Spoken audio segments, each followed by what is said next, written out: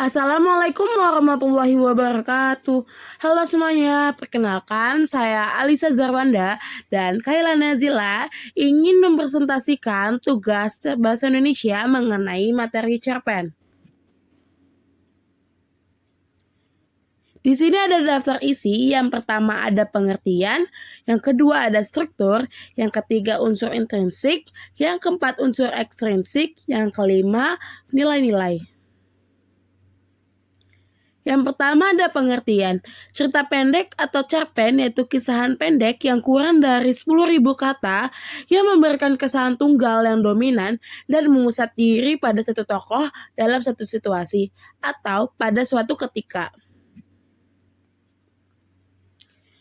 Yang kedua ada struktur cerpen. Yang pertama ada abstrak, merupakan gambaran awal cerpen yang bersifat opsional, yang artinya boleh ada, boleh tidak ada.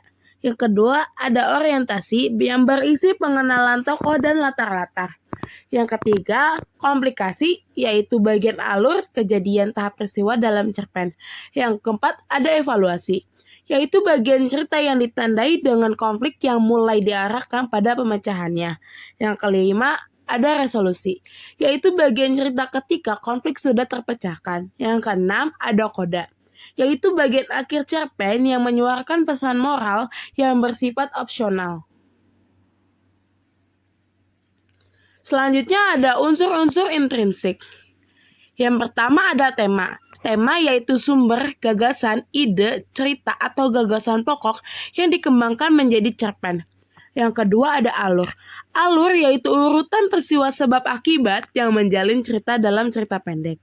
Alur dibagi beberapa jenis, yaitu ada alur maju, alur mundur, alur campuran, alur sorot balik, alur klimaks, alur anti klimaks, dan alur kronologis.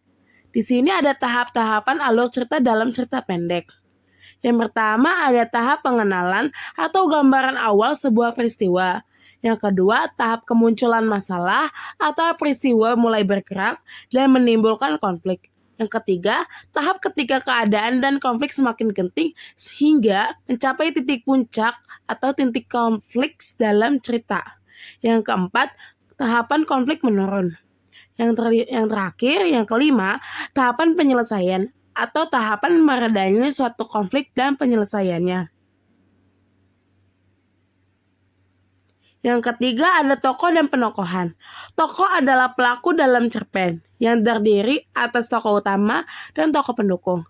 Penokohan atau karakter atau perwatakan adalah pemberian sifat atau karakter terhadap tokoh oleh pengarang yang terdiri dari protagonis, antagonis, dan tritagonis atau campuran.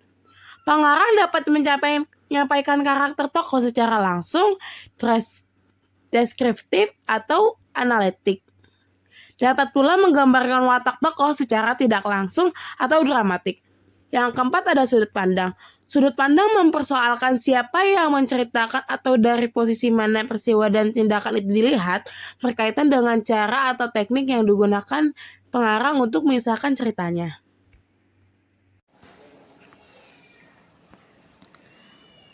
Macam-macam sudut pandang. 1. Sudut pandang orang pertama. Pengertian sudut pandang orang pertama adalah sudut pandang yang digunakan pengarang untuk menampilkan tokoh dalam ceritanya dengan menggunakan orang pertama seperti aku, saya, dan beta. Yang kedua, sudut pandang orang ketiga. Pengertian sudut pandang orang ketiga adalah sudut pandang yang digunakan pengarang untuk menampilkan tokoh dengan menggunakan orang ketiga sebagai pengamat, seperti ia, dia, atau nama orang. Yang ketiga, sudut pandang orang ketiga serba tahu. Pengertian sudut pandang orang ketiga serba tahu adalah sudut pandang yang digunakan pengarang untuk menampilkan seolah-olah serba tahu, sehingga pengarang dapat mengemukakan segala tingkah laku dan pikiran semua tokoh. Unsur intrinsik yang kelima ada latar. Latar berupa waktu, tempat, dan suasana atau keadaan sosial yang digunakan pengarang untuk menyusun cerpen. Yang keenam, gaya bahasa. Gaya bahasa merupakan cara pengarang memanfaatkan berbagai aspek, kekayaan, dan kaidah kebahasaan dalam cerpen untuk memperoleh efek-efek tertentu, ciri, dan cara khas dalam menyampaikan pikiran dan perasaannya. Bersifat konotatif, kata kiasan atau bukanlah makna yang sebenarnya. Tujuannya membuat cerpen menjadi lebih indah, menarik, dan mampu membangkitkan emosi pembaca. Yang ketujuh, amanat. Amanat merupakan pesan moral yang terdapat dalam cerpen. Amanat dapat disampaikan secara tersurat dan tersirat. Selanjutnya ada unsur-unsur ekstrinsik. Unsur-unsur ekstrinsik merupakan unsur-unsur yang berasal dari luar cerpen, di antaranya sebagai berikut. A. Latar belakang penulis merupakan unsur yang mendorong pengarang untuk menuliskan cerita. B. Latar belakang masyarakat, yaitu kondisi di masyarakat yang mampu memengaruhi pengarang menulis cerpen. C. Situasi sosial ketika cerpen dibuat. D. Sikap pengarang.